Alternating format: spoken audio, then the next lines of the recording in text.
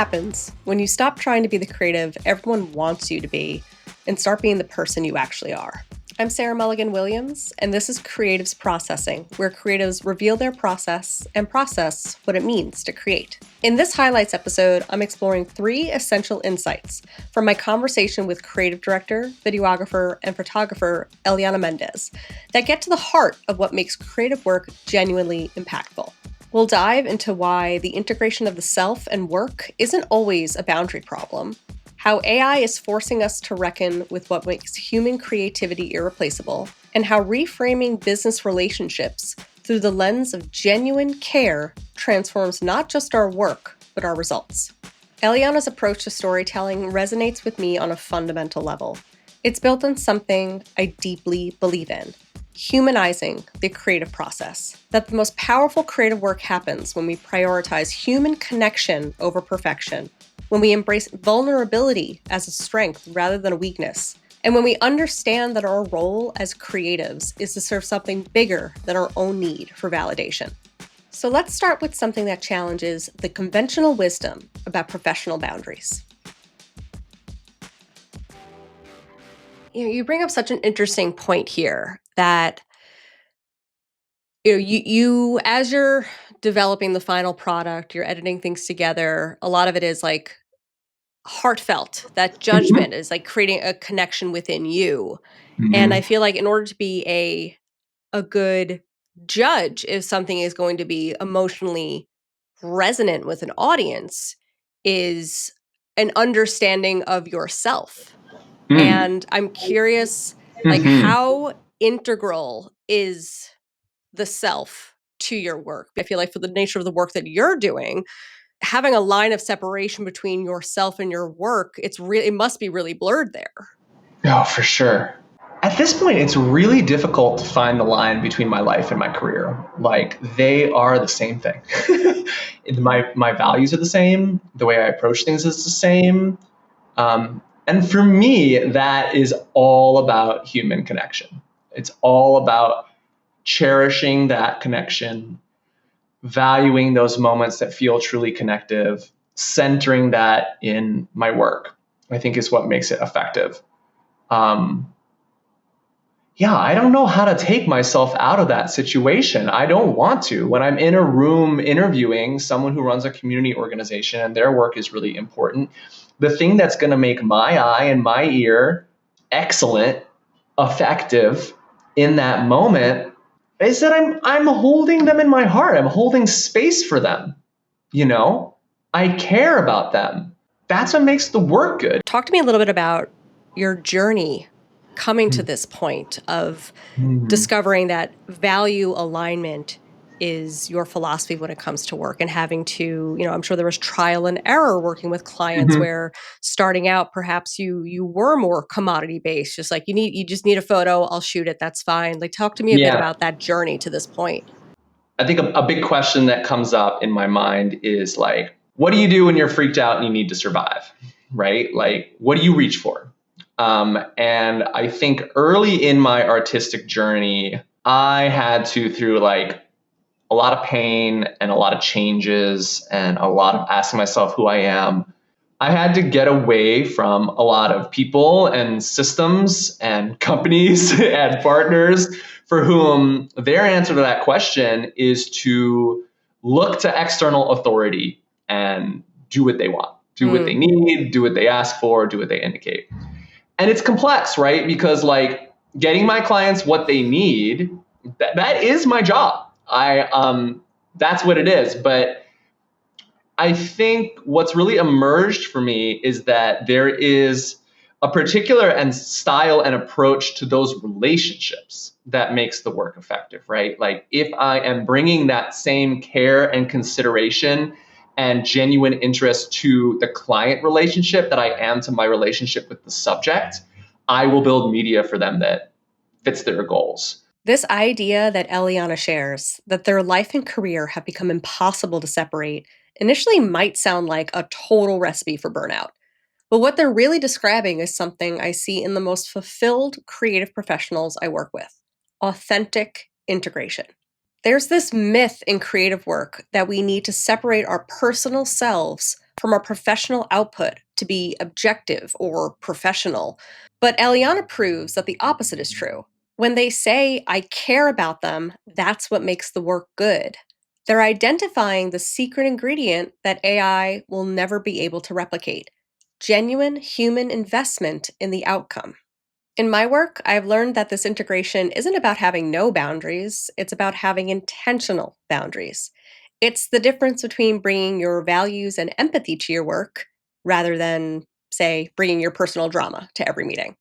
Eliana demonstrates how caring deeply about your subjects and your clients actually makes you more effective, not less professional.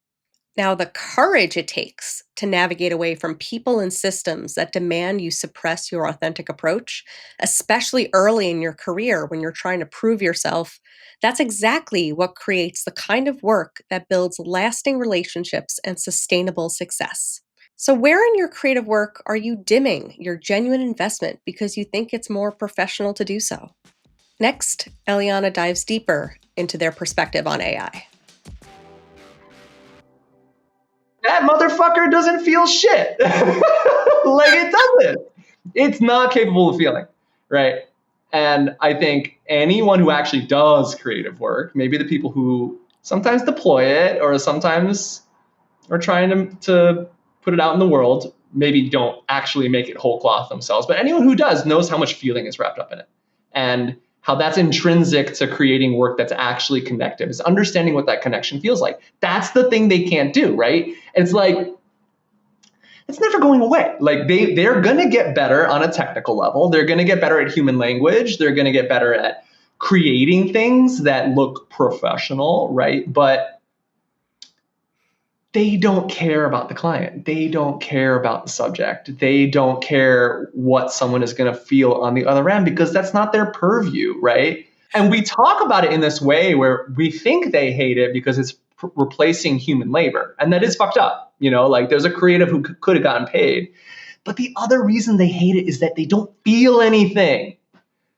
When they look at it, they feel nothing. And they know that. And that is like, really glad we're talking about this because that is so at the core of what I do, is this belief that there is an intrinsic instinctual feeling that people have in their hearts when something is authentic, when something rings true, when something is connected to their human experience, that feeling of empathy that filmmakers and photographers and writers are all trying to bake into their work, right? The thing that AI can't do.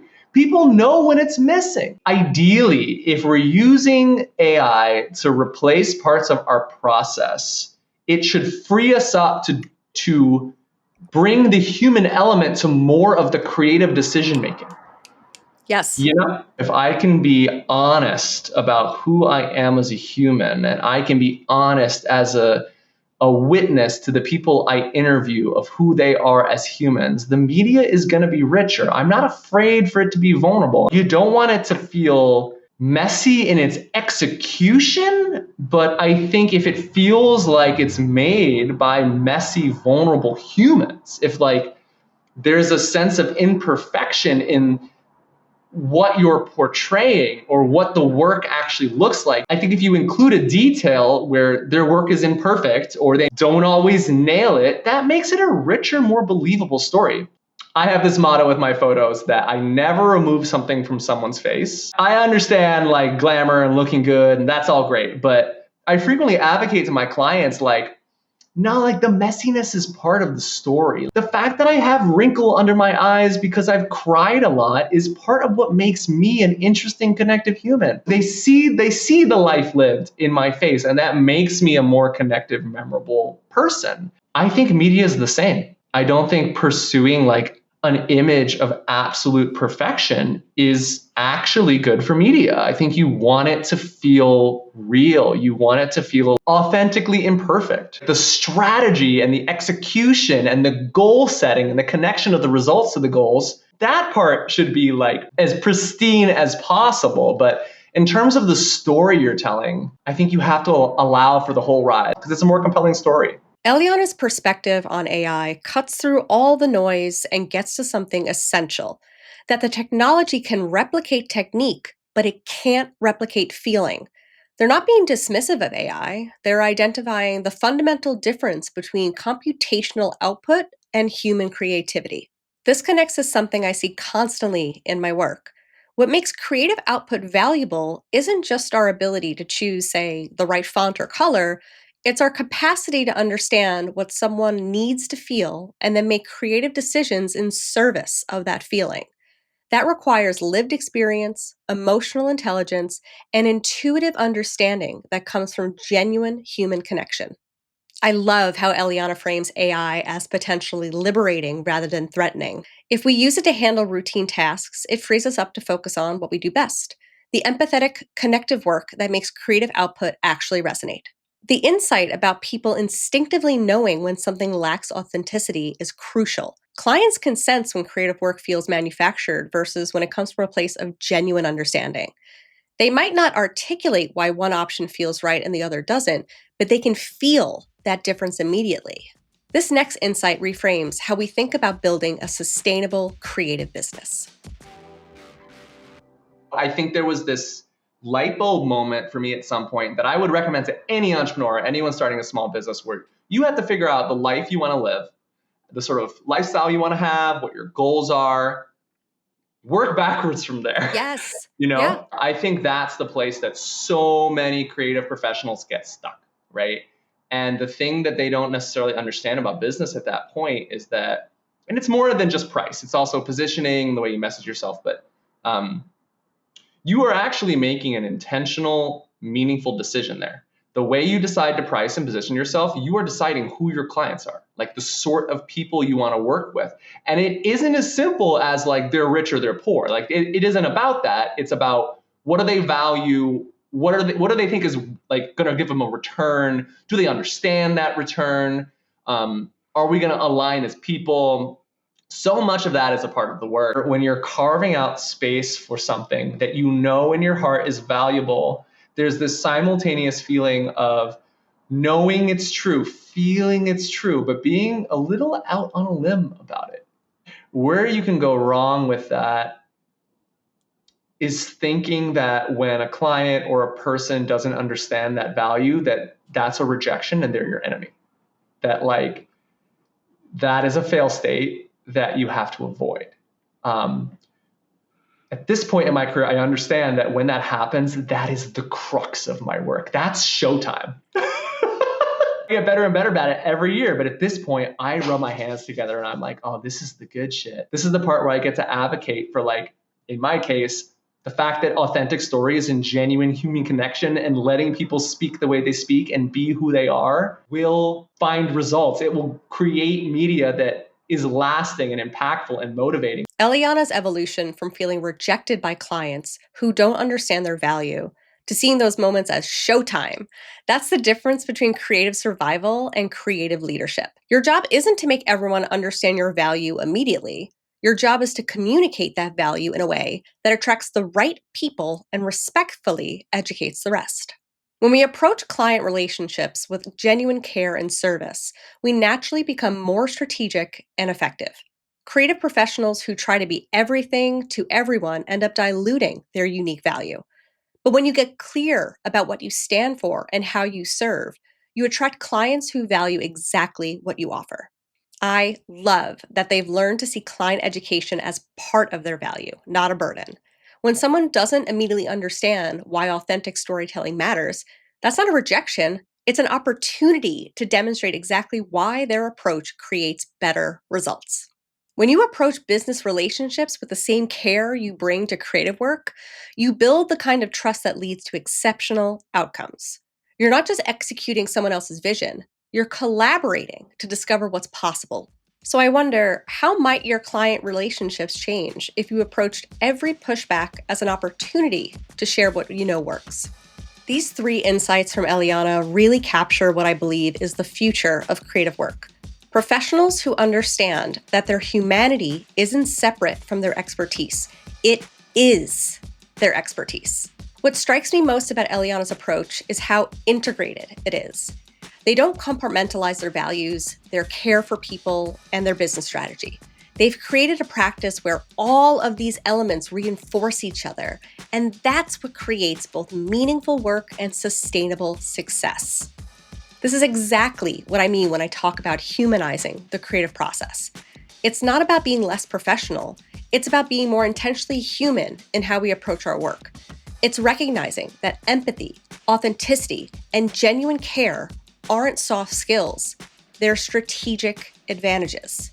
If you're ready to experiment with this approach, first of all, yay! Second, start with one relationship, a current client, a potential collaboration, or even how you present your work online. What changes when you lead with genuine investment in their success rather than just demonstrating your technical skills? I'd love to hear about your experiments with authentic integration. How does it shift your work when you stop trying to separate your humanity from your professionalism? Share your insights with me on Instagram at Creatives Processing or email me at creativesprocessing@wordofmouthcreative.co. And if these insights resonated with you, I encourage you to listen to my full conversation with Eliana. We dive way deeper into their process, client relationships, how they've built a practice around genuine human connection, and the surprising way professional wrestling connects to their work. You can find that in our episode feed. You can find me and my creative studio, Word of Mouth, at wordofmouthcreative.co, where I partner with mission-driven organizations to create brand experiences that prioritize human connection and authentic storytelling. I'm Sarah Mulligan Williams. Thanks for listening to Creatives Processing. Till next time, stay human, stay curious.